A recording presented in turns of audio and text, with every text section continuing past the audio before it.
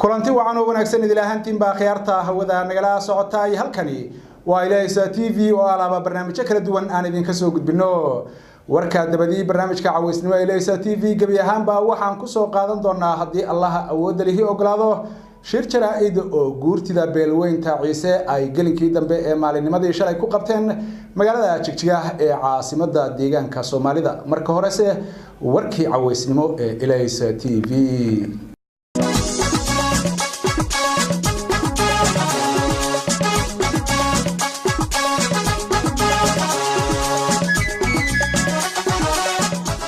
magaalada Jigjiga ee xarunta dawladda deegaanka Soomaalida ogaadeen iyo waxa maanta si rasmi ah loogu dahfuray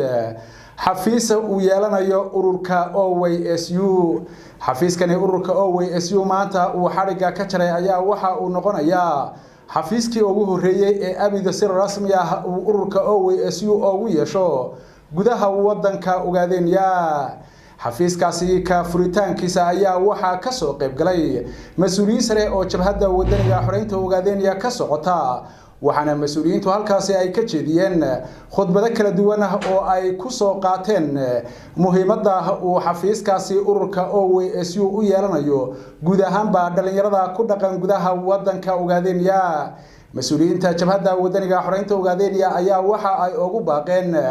ururka midowga iyo dhalinyarada ogaadeen ee OYSU in ay si laba jibaaraan hawlaha ay ku wacyi gelinayaan kuna abaabulayaan guud ahaanba dhalinyarada kala duwan ee wadanka ogaadeen sidoo kalena waxa ay u soo jeediyeen in guud ahaanba gobolada kala duwan ee wadanka ogaadeen uu ururka midowga dhalinta iyo ardayda ogaadeen ka furto xafiisyo ay halkaasi dhalinyarada ku dhiiri gelinayaan mas'uuliyiinta jabhadda wadaniga xoreynta ogaadeen ayaa waxa ay ugu baaqeen guud ahaanba dhalinyarada kala duwan ee ku dhaqan gudaha wadanka ogaadeen in ay u istaagaan sidii ay gacmaha isu qabsan lahaayeen ugana soo dhalaali lahaayeen mas'uuliyadda iyo waajibaadka saaran ee guud ahaanba ummadda ogaadeen ay ka sugayso isla wararkii magaalada Jigjiga ayaynu ku guda jiraa ee ururka dhalinyarada iyo ardayda ogaadeen ee OYSU waxa uu ka qayb galay seminar loo qabtay guud ahaanba dhalinyarada kala duwan ee magaalada Jigjiga waxaana seminarkani uu ku saabsan yahay isdhexgalka dhalinyarada iyo sidii wacyigooda kor loogu qaadi lahaa seminarkani ayaa sidoo kale waxa ka qayb galay mas'uuliyiin ka socota jabhadda wadaniga xoreynta ogaadeen waxaana seminarkani soo qaban qaabiyay oo dhalinyarada u qabtay hay'adda CR ee fadhigeedu yahay magaalada London ee cariga dalka Ingiriiska warbixinta seminarkaasna waxa inoo soo diray wariyaheena magaalada Jigjiga Maxamed Avocado waxa magaalada Jigjiga uga furmay qaar ka mid ah dhalinyarada deegaanka seminar heer sare oo ay qabatay hay'adda xalinta khilaafaadka magaceeda loo soo gaabiyo CR oo fadhigeedu yahay wadanka Ingiriiska seminarkan oo ujeedkiisu ah isdhexgalka dhalinyarada qurbaha ka timid iyo kuwii wadanka sii joogay iyo qaabkii ay si wada jir ah uga shaqayn lahaayeen nabadda iyo horumarka seminarkan oo socon doona muddo 2 maalin ayaa dadka lagu marti qaaday waxa ay ka kala yimideen 11 gobol ee wadanku ka kooban yahay sidoo kale waxa ka soo qayb galay ururada dhalinyarada ee wadanka ka jira sida ururka OYSU Mandeeq iyo Dulmideed iyo qaar kale badan inta uu seminarkani socday waxa ka soo qayb galay khudbadana dhalinyarta u jeediyay madaxda ugu sarreeyay deegaanka kuwa ururka ONLF iyo shakhsiyaad bulshada caan ku ah waxaan meesha ka maqnayn inta uu seminarku socday gubaabada suugaaneed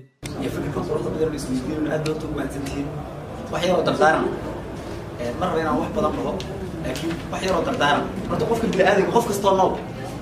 بشدة ولو ليه سامين كله حتى الحنت هاي لما أنت هذا بشدة وحنا كسوقاني قول لا يكون هذا درت هذا في عنت هاي يفز كسوق الله بس كم حاول هدي أدور أكسنت هنا يلا سامين بس كلنا مركب عن سيارة واحد ربع حجين ولا الكلام أنا إنه قف كل حجوك نقطة وانا سيطة وصير الصومالي ببضنته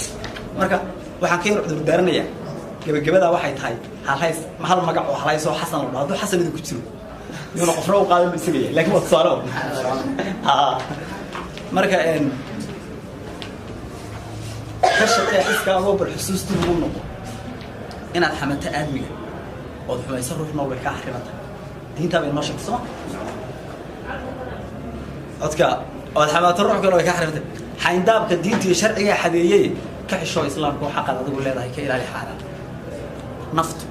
waxad gudub iyo xiisa taagan weligeed intay xeer quraan jiray aan xabaala leedahay xakamaha joogtay xulufada ibliiskiyo xuraan waxyeeliye xin intaad u nooshahay isxisaabi kaliya xaasid lama ahaadin ha is oran xumaan beer dadka uun xaglaha goob ha xujeen walaalka ha abuurin xaalado ha ku shidan xasaasiyad bulsho aan xanuun qabin nin baa Yurub uu joogaa reejigay ka calaaye uu leeyahay isagu mu kaco yuu sheegi markuu ka caleeyahay uu leeyahay kuwa laabtu xalantaa xisbi haw sameeyno adigu xaabaha u noqon bal kuwa fiican inta adigu baayo soo abuurto iyaga una guri xaashee waraya been ha ku raadin xoolaha dadka qaar u xirdo culama maxaadar qabo xaaladaas qalad bay ku leeyahay wala show iska qabsanaysa qalad bay ku leeyahay dawladda wax soo saaraysa qalad bal adigu dadka qaar u xirdo bal leeyahay uun haysa macna tusalahan waxa la xilliga 91 markii dawladda Soomaaliya burburtay yaa nimankii hogaamiye ku xidba madfac bay la dhacay magaalada ugu qaybiyay نريح حمرا وحول عي أرهن نجا نجا داية مالين نبوده هدان نجا داية ويدان هاي هالمينو نجا يريا نهونا حدي أيضا واحد مني فضلك قارون وحركته مالين آذن حيل يحرفت كين كريم بحسن وضم بيسيب بالحصوصات لمشهد معنا إيه رجال مارون الله بل هدون واحد حتى وحين لمشهد ونحصوصين ولمن يجي مارون مركب حيابها اللي هو ugu dambayna waxa hees gubaaba ah ku soo xiray seminaarka orodyahanka caanka ah ee Soomaaliyeed Bila Cabdi Bile dhalintu waa dhulkeena ku dhaadanayay dhalintu waa laf dhabarta dhalintu waa dhulkeena ku dhaadanayay dhalintu waa laf dhabarta dhalintu waa dhulkeena ku dhaadanayay dadyo aan dhaxal u reebno dhammaan dhinacayska taagno dabada guusha u dhammayno dhalintu waa dhabarta dhalintu waa dhulkeena ku dhaadanayay yaan laga dhiidhiyeynin dadkeennoo dhiig ka daato taxriiftan lagu dhammaaday mahadsanida avocado dhinaca iyo dalka Itoobiya bal hadda aynu milicsan ee waxa jira xiisad colaadeed oo u dhaxaysa qoomiyadaha kala duwan ee ku wada dhaqan gudaha wadanka Itoobiya gaar ahaan kuwa ku midaysan isbahaysiga EPRDF ee talada dalkaas Itoobiya muddada dheer gacanta ku soo hayay qoomiyadaha Oromada Axmaarada iyo Tigreega ayaa maalmihii la soo dhaafay waxa ka dhex dilaacday xiisada dhinaca siyaasadda iyo waliba dhinaca xuduudaha ku saabsan waxaana aad looga cabsi qabaa in halkaasi ay ka dhacaan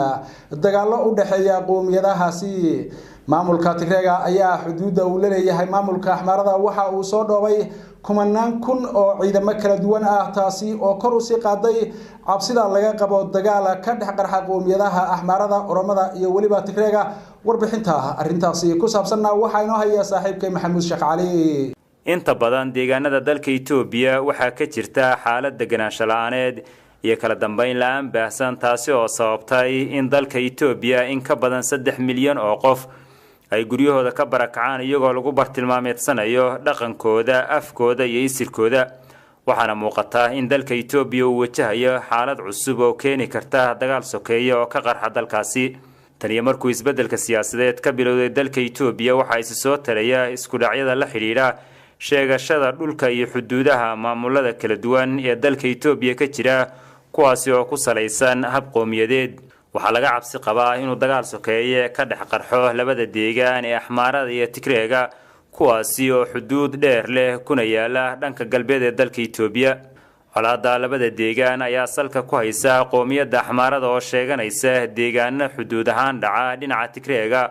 kuwaasi oo kala Walkayt iyo Raaya waxa kale oo jira in labada xisbi ee ka kala arrimiya labada deegaan Oromada iyo Axmaarada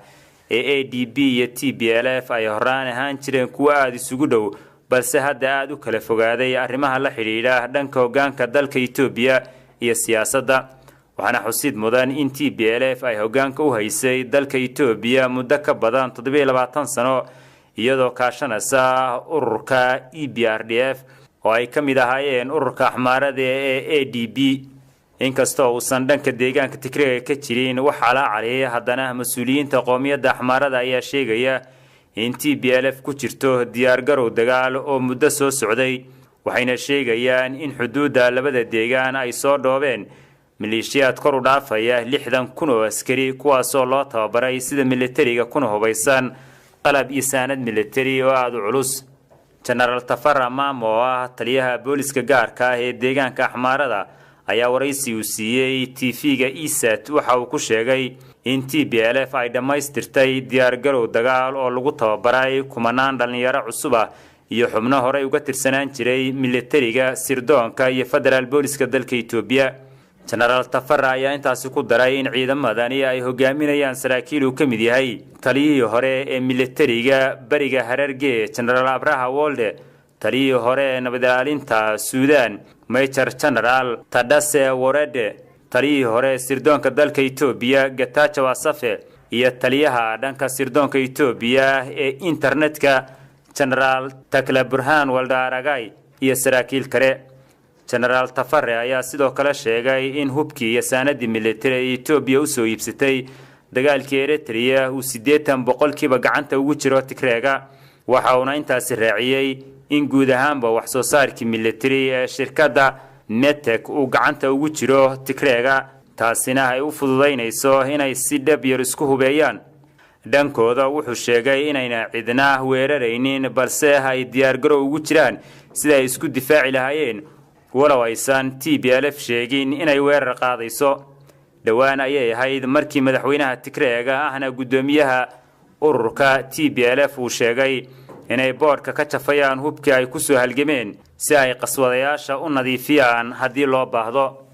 si kastaba ha ahaatee xaaladan ayaa u muuqata mid walaac badan leh waxaana meesha gebi ahaanba ka baxay awoodii iyo sarreyntii dowladda dhexe ee dalka Itoobiya kadib markii hoggaanka EPRDF uu ku fashilmay inuu isku hago ururada talada haya ee EPRDF waxaana arintani abuuri kartaa dagaal sokeeye oo Itoobiya ka qarxa dadka siyaasadda ka faalooda ayaa sheegaya in haddii xabadi ka dhex qaraxdo Tigreega iyo Axmaarada aysan halkaasi ku koobnaan doonin lagana yaabo inay meesha ka baxdo awoodii dowladda dhexe ee dalkaasi Itoobiya dagaal sokeeye oo ka qarxa dalka Itoobiya ayaa si fudud ugu faafi kara guud ahaan dalkaasi Itoobiya mahadsanid Maxamuud Sheekh Cali akhyaarta hawada nagala socotay qodobkaasi ayaa ugu dambeeyay warkii cawaysnimo ee Ilays TV haatan u diyaar garooba qaybaha kale ee Ilays TV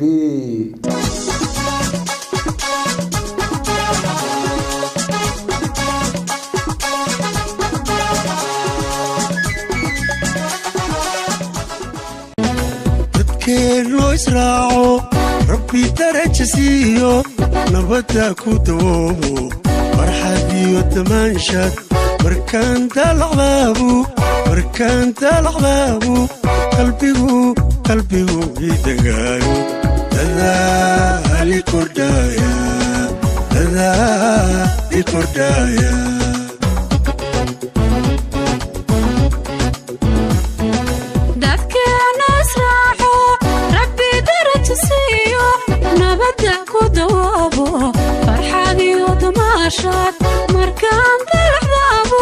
مركان تلعبابو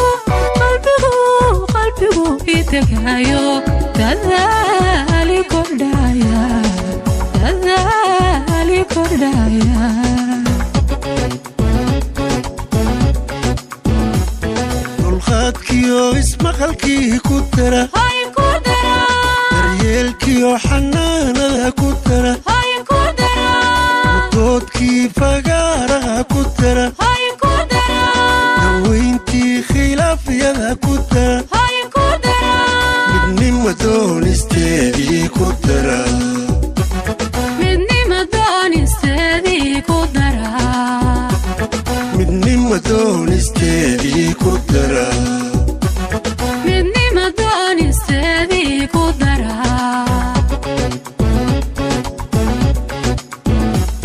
دولخاتكيو اسم خلكي كترة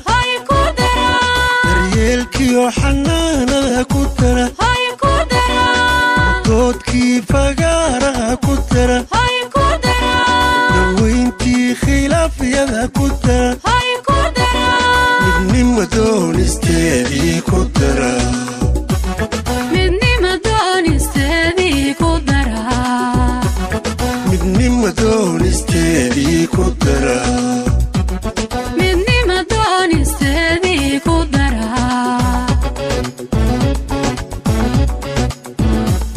dadaalkii ku dara daryaalkii ku dara udoodkii ku dara dawayntii ku dara dulqaadkii ku dara midnima doonisteedii ku dara midnima doonisteedii ku dara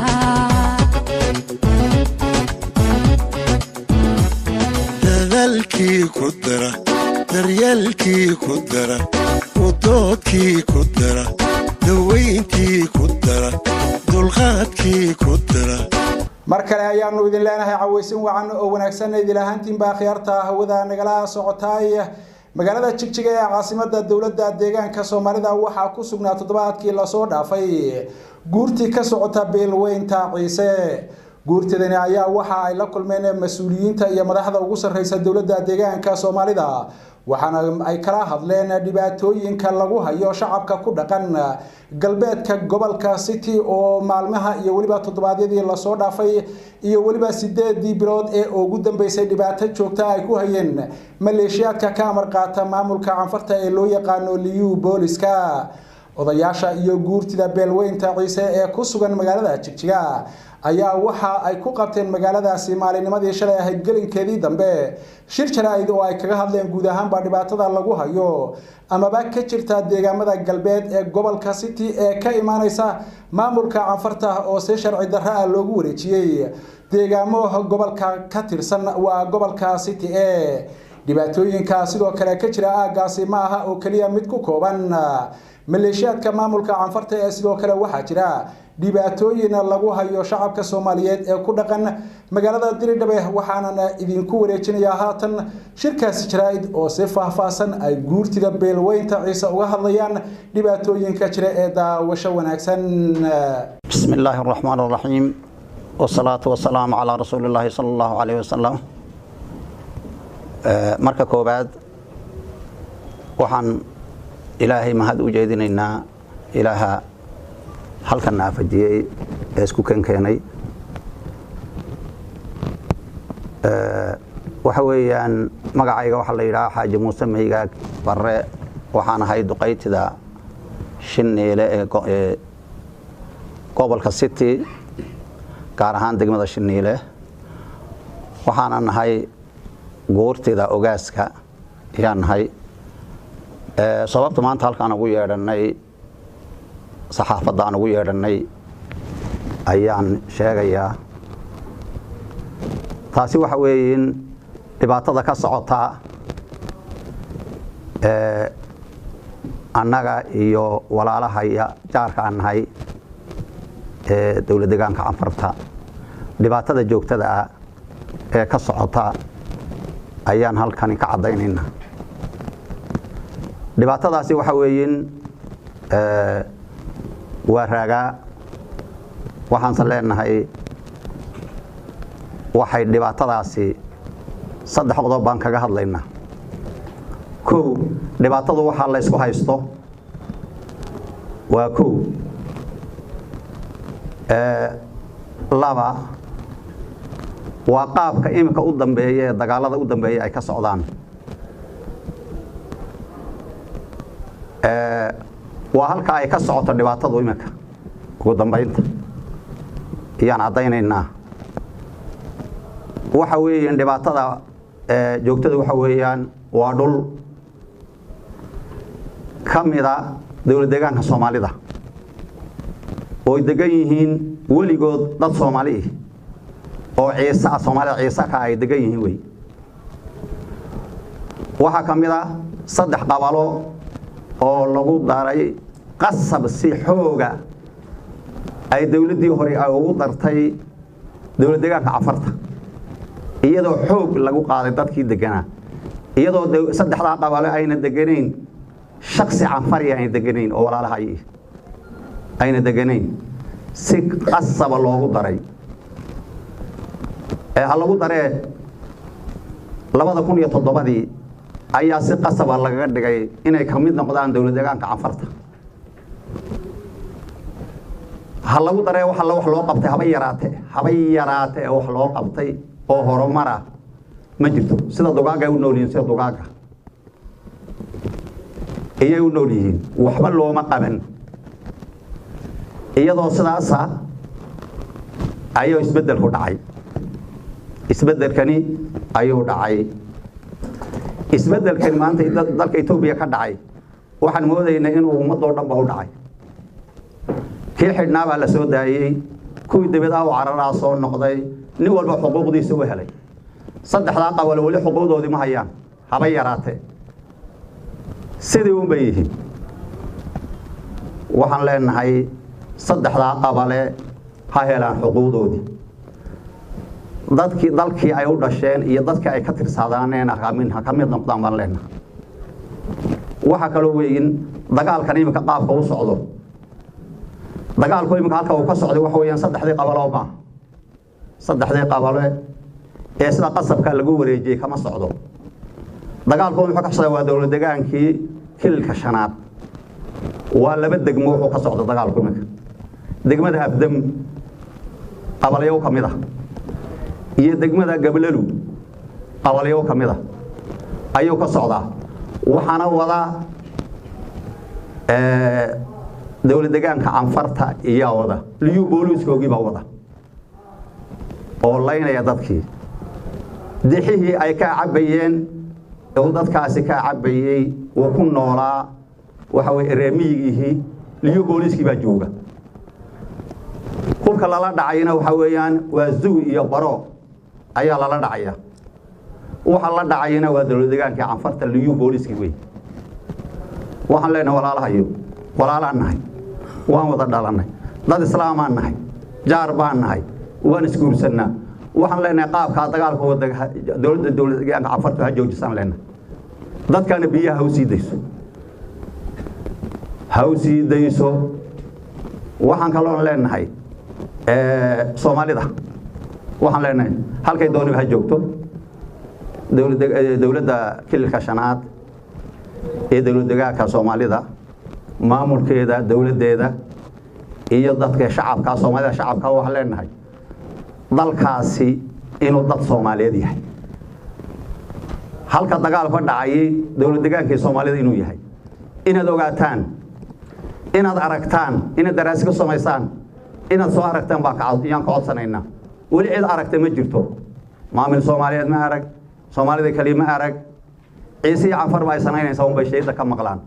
waxaan ka codsanaynaa inay soo arkaan dhabta halka ay joogto meesha la laynayo dadka la barakicinayo dadka suugiyo barooga la dhacayo inay soo arkaan baa ka codsanaynaa waxaan kaloo leenahay shirkii shalay ka dhacay Addis Ababa labada madaxweyne iyo odayaasha iyo labada ogaas ay ka qayb galeen ee wasaaradda nabadgelyada wasiir ku xigeenku uu qabtay waxaan leenahay shalay dhacay waan taageersanahay si fiican baan u taageersanahay go'aanadii ka soo baxayna waan taageersanahay ha lagu dhaqmaan leenahay ha lagu dhaqmo ayaan leenahay ha la tixgeliyaan leenahay xabadda ha la joojiyaan leenahay go'aanka ay qaateen xabadda ha la joojiyo dadkan biyaha looga kaco ciidanku ha uga kaco wadadana ha la furo dadkana biyo dadka barakacayna biyo booyado ambalaasyo wixii bulshada dadku ku noolaanayay xuquuqda bini'aadamka uu leeyahay hal la siiyaan leenahay waxaan taqaloon taageeraynaa go'aanka shalayna saaban taageeraynaa waxaan kaloo leenahay walaalaan nahay xaqiiqiyan walaalaan nahay dawlad deegaanka Anfarta waxaan ka codsanaynaa dagaalka inay joojiso dagaalka inay joojiyaan ciidan booliiskan inay ka qaadaan si degdeg ah inay u qaadaan ayaan ka codsanaynaa waan ka codsanaynaa inay ka cishaan oo dadka masaakiinta ay ka daayaan baan ka codsanaynaa waxaan kaloo leenahay waxaan u bixinaynaa baaq anagu baaq nabadeed baan bixinaynaa colaad ku dhawaaqmayna dad waaweyn baan nahay culimo diinka la isku geeyo odayaasha la isku geeyo odayaal dhaqameedka la isku geeyo ogaasyada la isku geeyo si nabadeed ha lagu wada hadlo ayaan leenahay dhulkaasina wax moromo leh maaha moromo male dhulkaasi waa dhul Soomaaliyeed waa dhul kililka shanaad ka mid ah waa waradaha afdameed iyo waradaha gablalow iyo dagaalkaasi ka socda hal laga joojiyo iyo booliisku ha ka baxo intaasna halkay ku soo koobay wassalaamu calaykum waraxmatullaahi wabarakaatuh بسم الله الرحمن الرحيم الحمد لله الثناء لله الصلاة والسلام على رسول الله صلى الله عليه وسلم الحمد لله إلهي بقى مهد لي مهد كوبات إلهي بقى نعلن إياه مهد اللبات اسكو مع شيئا هي عدي ماركتي ورصحافيات كردمانتود وأني مهد علينا سيدا ماركتي عدسي يجي أطنوغو إيماتين waxaan leenahay arintaasi uu ka hadlay xaaji Muuse hortay ayaan wax ku daraya aniga waxa la yiraahdaa xaaji Ali Muuse Xasan odayaasha maaragtay duqeyda ayaan maaragtay kamid ahay gandaha ogaas Mustafa arintani galin bay jirtay sidoo xaaji Muuse ba sheegay waqti dheer bay jiitantay dhibaatooyin badan baa dadka ku soo maray waa dhulka Soomaaliyeed weeyeen waxaana degan beel kamida beelaha Soomaaliyeed oo Ciise la yiraahdo degan waxay ahayd waa 3 degmo Maais Afdam iyo Gablalo weeyaan maaragtay dhulka ay dhibaatooyinku ka jiraan qabalooyin kamida weey Garba Ciise iyo muxuu ahaayay cundufo iyo cadayti way iyo qaybta maaragtay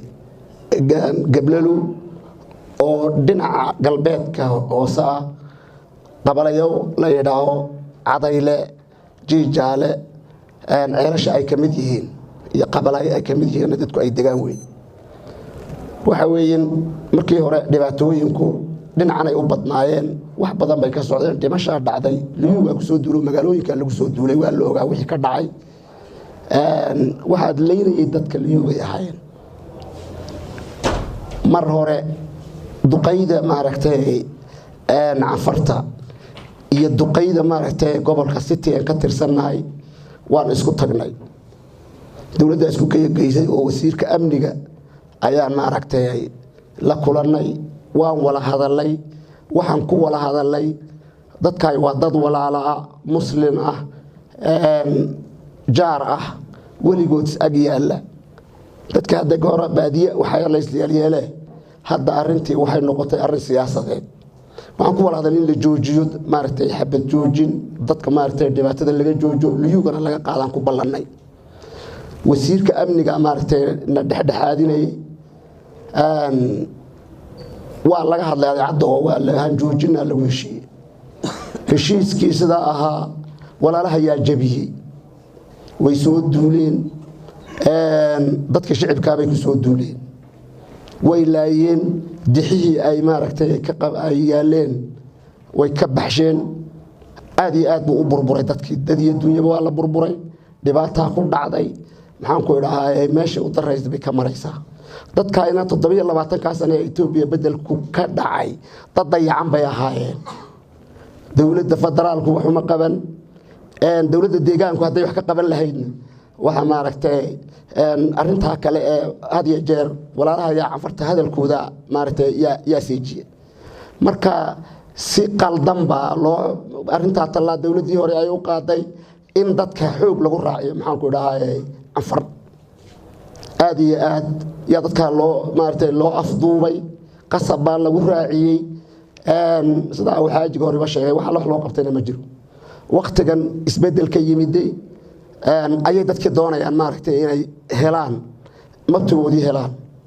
waxaan leenahay hadii aan duqeytidii gobolka City ama deegaanka Soomaalida hadii aan nahay dadka waxaan leenahay mabtoodii ha helaan Itoobiyada meelo badan oo hore la isugu qabsadaa jira Freddy baa lagu kala baxay odayaashii had iyo jeer duka loogu yimaanayaan kamid aha Freddy-nka hal naga qaado cod hal naga qaado waxay aad maaragtay sida ay lagu kala baxay ee xuduudaha dadkii kale ee Soomaaliya Oromadu ay ku kala baxeen hal lagu kala saaro ayaan inta badan ku hadli jirnay waa la diiday dawladii hore ee maartay tan ka horeysay ayaa si qasab dadka u afduubtay halka u marisay aad iyo aad dadka biyo ma helaan tacliin ma helaan maxaan ku dhahay caafimaad ma helaan 27 ka sano halkaas ay ku afduuban yihiin imikana waxaan leenahay heshiiskii shalay ay labada madaxweyne iyo ogaas Mustafa iyo suldaanka maaragtay anfarta iyo intii la joogtay waftigii halka ay ku wada hadleena aad iyo aad baan u taageersanahay saddexdii qodob ee lagu wada hadlay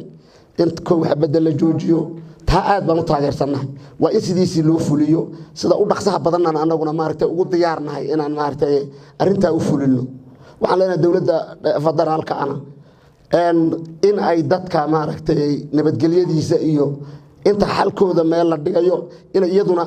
ogaato oo ilaaliso oo maaragtay nabadgelyadooda ilaaliso horumarka iyo biyaha dhibaatooyinka jirana ay wax uga qabato ayaan doonaynaa baaqa maaragtay Soomaalidan waxaan ugu baaqaynaa arintaasi Soomaaliya haday gudaha joogtay haday daba joogtaba ayaan arinta laga aamusin deegaankuna waa inuu qaybtiisii ka qaato ayaan ku soo gabagabeynaa assalaamu calaykum waraxmatullaahi wabarakaatuh marka hore waxaan salaamayaa bahda saxaafadda marka labaad waxaan salaamayaa dowladda deegaanka Soomaalida Itoobiya marka saddexaad waxaan salaamayaa ogaas Mustafa iyo duqeydiisa dhalinyarta sharafta badan ee nala fadhida waan idin salaamay assalaamu calaykum waraxmatullaahi wabarakaatuh walaalahay baa dhameeyey waxaa la yidhi kulley hadal dhammaaday iyo awr sooweyntii iyo turku ku daalaa walaalahay baa dhameeyey intii aan oran lahaynba waxda nin calooshiisa uurkiisa ku jira hadduu nin ku hadlo inuu ku qancaan baa qurux badan 83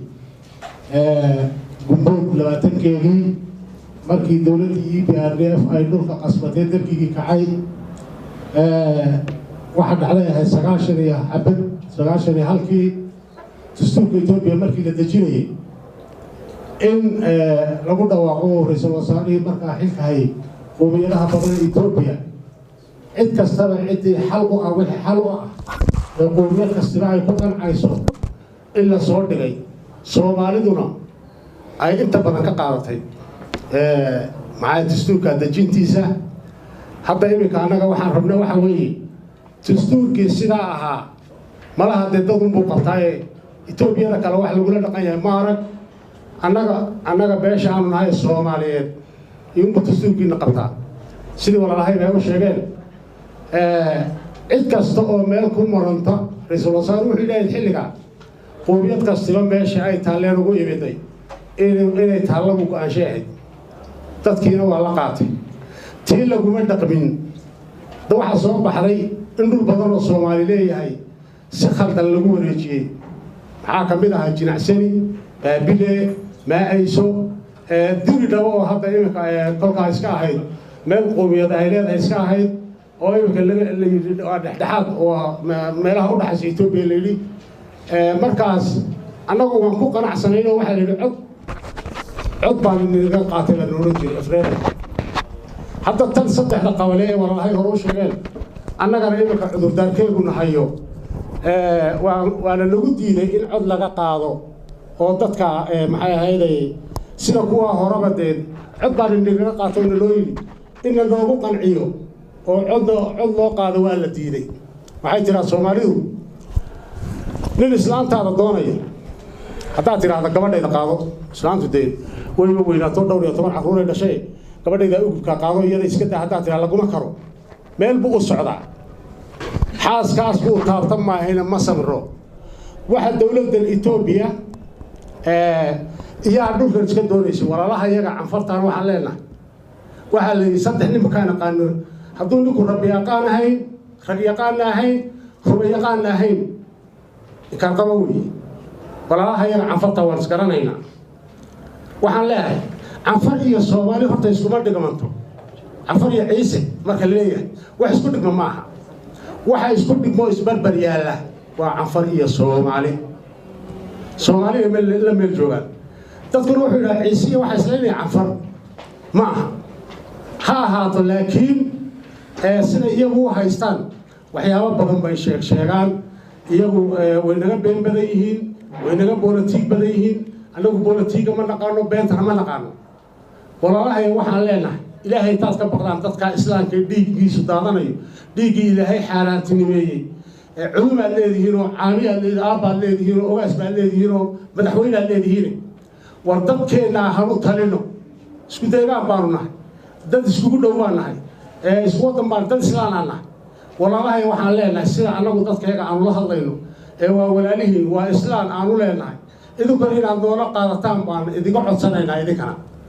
dowlad deegaankana waxaan leenahay kolley waxaa la yidhi laba nin oo gurigii sodooda u hargashay midbaa yarhun guri bacsaabaa lii mid baa yidhi war sodoodan xaggay noo dhaadhaafaysaa in wax hore loo siin doono kii kale yidhi waxay haysan wayba noo haabanaysaa waxay haysan wayba noo haysan waxay helayna wayba noo haabanaya ha iska sugno dowlad deegaanka waxaan leenahay dadkaasi waa dadkiinnii waxba idinkama farayno inaad idinkuna aad intii waajibkiina ka qaadataan annaguna dhinacayga waajibkeena aan ka qaadana sidaa nabadgelyada u sugi lahayn maxay ahayday go-aankii dee walaalahay baaba dhameeyeen wixii shalay lagu heshiiyena annagoo tixgelinayna hadda waxaa annaga imika wax laba dowladood iskula dagaalanto oo hub ahoo madaafiic ahoo wax shacab iskala hor yimaadaanan ahayn ayaa lagu garaacayaa reerkii war waxaas inaad ka waantowdaan walaalahay cafartaan faraynaa in biyihii dadkii loo sii daayo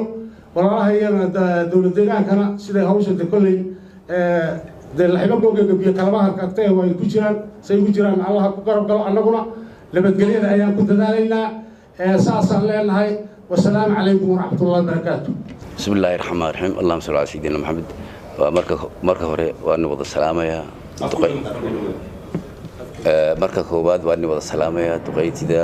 maxay dhammaan wixii hawlkan isugu yimid oo dhanba waan salaamayaa waxaan kaloo maanta raacinayaa meesha waa laga hadlay arinta nabadgelyada arrin ciyaar maaha bishii shanaad 15keegii ilaa 17keegii ayaa Addis Ababa lagu shiraahay labada arrin tan imika laga hadlay oo kale oo cafarta iyo Soomaalida ka saabsan waxaa lagu soo gabagabeeyay in sida si degdeg ah badda loo joojiyo sidii ay sheegeen duqeytidii ugu horeysay in loo joojiyo nabadgelyo ma dariiqa in la furo waxa soo dhanba lagu heshiiyay dhinaca Soomaalida si fiican ayaa looga hawlgalay waa lagu tawaajibkii wax meeshii ka dhacay ma jirto wixii dhaawac ahaa iyo wixii dhimashaha waan iska gurannay laakiin dhinacii cafarta tiiba ilaa imika socota saddexda qabale ay meesha dhibta ka socoto saddexda qabale Soomaali baa leh tul laga hadhayna ma aha xeerka Itoobiya wuxuu dhigayaa meeshii dadku ay isku haystaan in cod in laga qaado ayuu xeerku dhigayaa cod lagama qaadin labadii bisha xamashida bishii labaad afarteedii ayaa lagu wareejiyay hadiyad la isasiiyay dhulkana hadiyad la iskuma siiyo waad ogtihiin inta dowladood oo macaarad jira maxay macaarad ku yihiin kursiga iyay macaarad ku yihiin intaas ummad baa u dhimata u dhamaata oo lagu laaya kursiga darteed ayaa sida loo yeelay laakiin dhul dad waa la helay laakiin dhul lama helo hadiyad baa la isku siiyay intay doonata qaadatay inta ummadda Soomaaliyeed ay jirto dhulka iyaga lama daynayo dowladda federaalka isbedel baa dhacay isbedelka waxa taageersan maanta ilaa maanta waa dadka Soomaaliyeed dowladda Soomaalida taageersan ummadda Soomaalida taageersan cid kale oo taageersan ma jirto dagaal bay wada dhammaan kuwa kale dalka Itoobiya dhexdooda dagaal bay wadaan laakiin Soomaalidu aba yaraatay cid ay ku duusho amba dagaal ay ku wado aba yaraatay ma jirto waxay cadaynaysaa in isbedelka dhacay ay Soomaalidu 100% inay taageersan tahay ay cadaynaysaa sidaa darteed aanu hadalka badinayn ummadda Soomaaliyeed meel kasta ay joogtaba waxaan u dirayaa mataqaanay baaqaan u dirayaa in ummadda lagu leynayo xaqdarrada lagu leynayo ee dawladda cafarta dad walaalaanahay weligeed bas u yar sag jirnay dhul ay leedahay ma aan doonin dhul aan leenahayna ma ay dooni jirin waxa maanta ku qasbay mataqaanay suuq iyo maxayada barooga ula dhacayso ummadii masaakiinta ee Soomaalida ma garanayno sida darteed waxaan leenahay ummadda Soomaaliyeed baqaan u daran waxa meel kasta ha joogtay arinta iyada meel media kasta in laga sii daayo oo la taqaanay laga ogaado ayaan rabnaa waa federaalka hadii la dooray limaadka ama horumarka iyo waxa in la qabto dagaalada ka socda Itoobiya dhexdeeda ama Soomaaliya iyo Afrika dhexdeeda si degdeg ah loo joojiyo saddexda magaalada si degdeg ah dadkooda ha loogu soo cusub wassalaamu calaykum warahmatullahi wabarakaatuh akhyaarta hawada nagala socota barnaamijyadii cawaysnimo ee Eleysa TV shirkaasi jiraayid ee guurtida iyo waxgaradka beelweynta Ciise ay ku qabteen magaalada Jigjiga ayaa ugu dambeeyay ee tan iyo barnaamijyada xiga intaan isugu imaanayno nabaday iyo nooli kulanti